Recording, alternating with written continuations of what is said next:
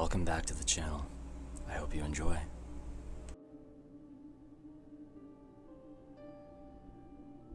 Back in 2022, I went through a drawn-out and ill-tempered breakup with my then-fiancée, Savannah. She'd been getting unusually close to one of her coworkers, and her behavior had suddenly shifted. I accidentally overheard one of her phone calls revealing that the two of them were, in fact, having an affair. I confronted her about it, and she didn't bother to hide it anymore. This was about a week before we were supposed to go on a couple's retreat that we'd planned for months. So instead of a 5-day weekend with my bride-to-be, it was aiming to be a miserable pity party.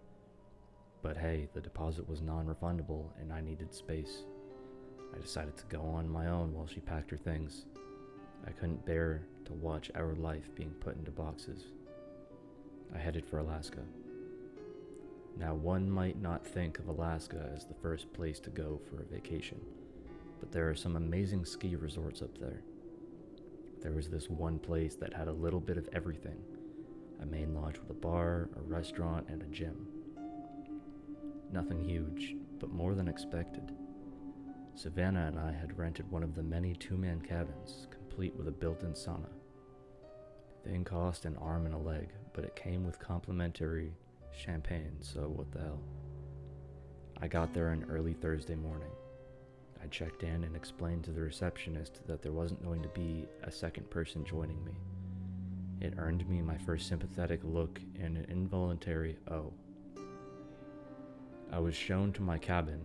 It was in a cluster with 6 other cabins, a straight walk from the ski lifts. One of the staffers showed me how to work the sauna, bucket and all, where to find linens, and how to order room service.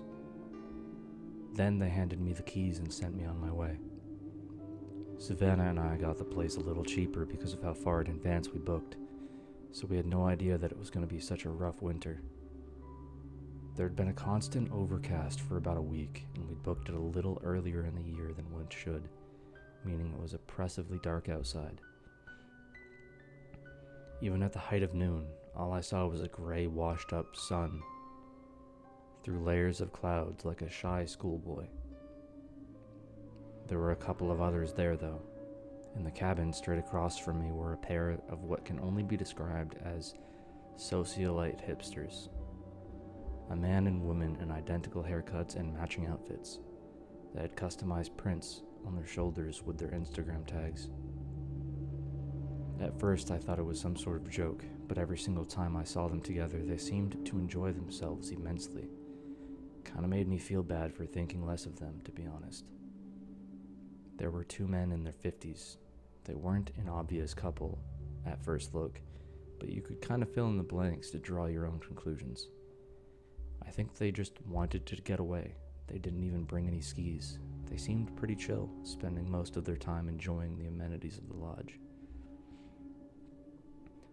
There was one final couple next door, a man and a woman in their early 40s. I got the impression that they were parents enjoying a weekend away from their kids. They talked on the phone a lot and had to repeat themselves, referring to "your sister" and "your brother" in a way that only a stern parent could. I caught their names as Tyler and Ginger. But out of everyone there, I think I was the one who stood out the most. This whole cluster was intended for couples, but the staff didn't have the heart to ask me to move. It was clear that something had gone wrong. They just wanted to look after me. I got a complimentary breakfast, a couple extra chocolates on my pillow, and they always had this apologetic tone when speaking to me, like they were afraid that I'd break. To be fair, a couple of times I did. That first day, I spent most of my time in bed. I wasn't even tired, I was just hurting from all the empty space and lack of noise. I kept going back to my socials to see if Savannah had posted anything. I kept updating over and over again. It was well over 7 p.m. when I realized I'd spent all day doing nothing but wallowing in misery. I decided that I was going to at least try to make the best of it. I let the battery on my phone run out and left it empty while I headed for the bar. I didn't spend too much time or money, but just enough to get a chat in with some of the guests. There were single people and friend groups there too, but only about a handful. By chance, I ended up spending the evening with my next-door neighbors, Tyler and Ginger. They confirmed immediately that yes, they were indeed exhausted parents. I offered them a sympathetic mojito, and after that, we were best friends.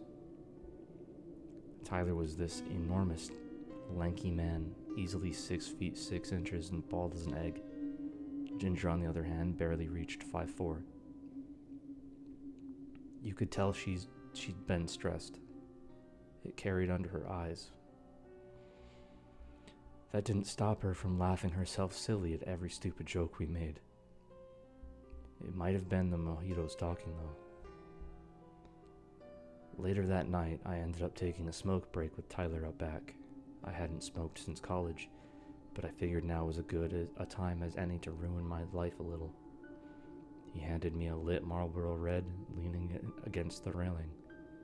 I'd been telling Tyler and Ginger about Savannah and our recent breakup, and he was in full guy support mode.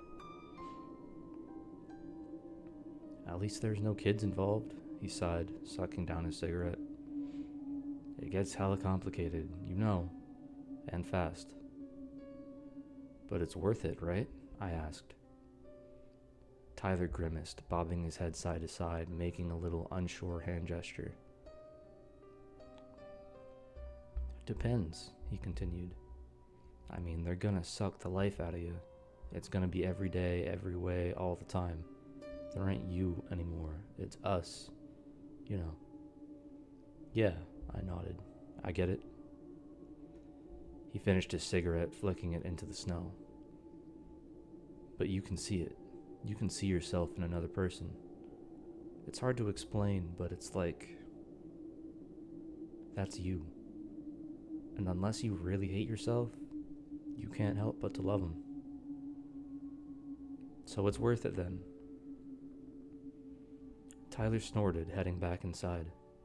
He blew the last puff of his cigarette out of his nose, or it might have been hot air mixing with a cold night. I'm theirs. I stayed behind, looking over the dark snow. Nothing gleamed or glistened. It was like a frozen black ocean as far as the eye could see. Not a single star twinkling above. The entire resort felt like something lost in deep space, isolated and displaced. A monument to comfort in a subdued wilderness. I could see the others debating what song to put on for karaoke. They were gonna drag me up there eventually too. I didn't mind that much. I can do a decent Killer Queen. I turned back towards the endless snow a final time, and I swear something glimmered. And it wasn't the snow.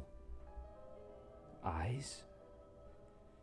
I woke up close to noon the following day, the result of one too many drinks and not a single alarm set for the first time in years.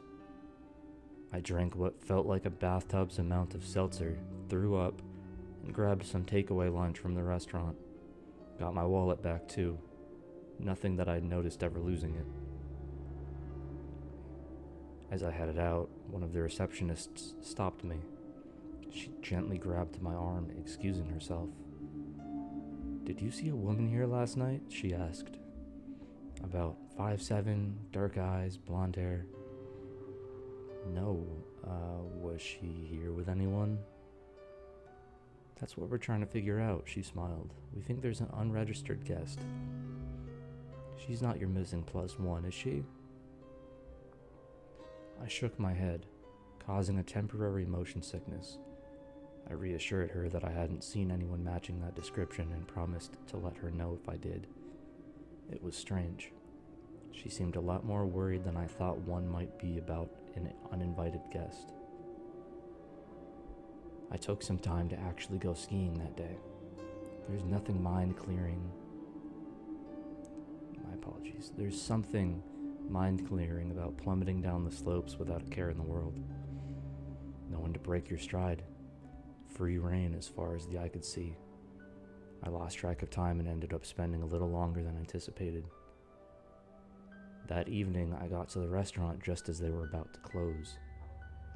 I managed to sneak in an order for a plate of chicken carbonara, but I was the only guest left eating something.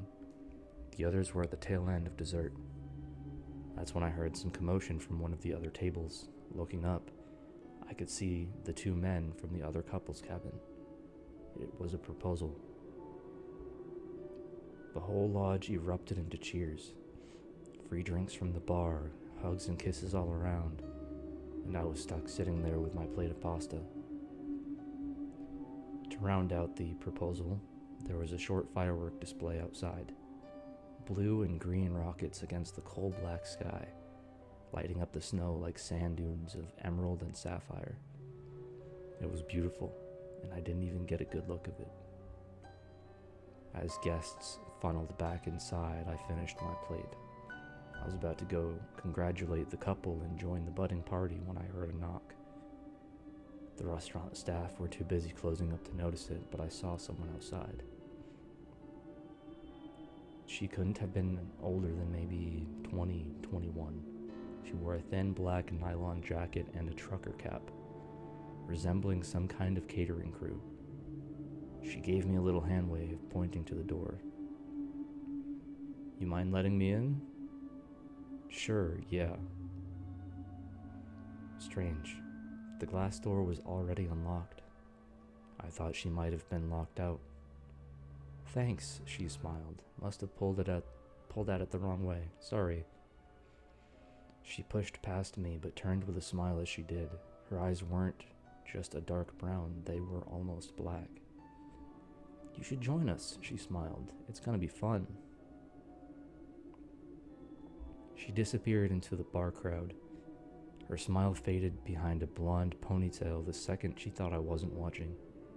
It took me a moment to realize she matched the description of the woman the receptionist had been asking me about. I tried getting a hold of a staffer, but they were running about like headless chickens. After a short but valiant effort, I decided to celebrate with the others. After all, it was Friday night, and I needed a reason to drink. Or a better reason, at least. Things got a bit hazy around midnight. The newly betrothed were off in a corner sharing a bottle of red. Tyler was trying his best to keep Ginger from a fifth cocktail. The hipster couple had retired early, choosing to spend the remainder of the night in their cabin. Other guests filtered out one by one, leaving a handful of people behind. As I stumbled back to my cabin for the night, intent on spending some time in the sauna, I noticed the strange blonde woman in the distance. She was standing outside the hipster's cabin, knocking on their door. She looked back at me with an expressionless face, her dark eyes looking like holes in the head. I could tell something was off about her. I always could, but I didn't know exactly what. That's the end of part 1.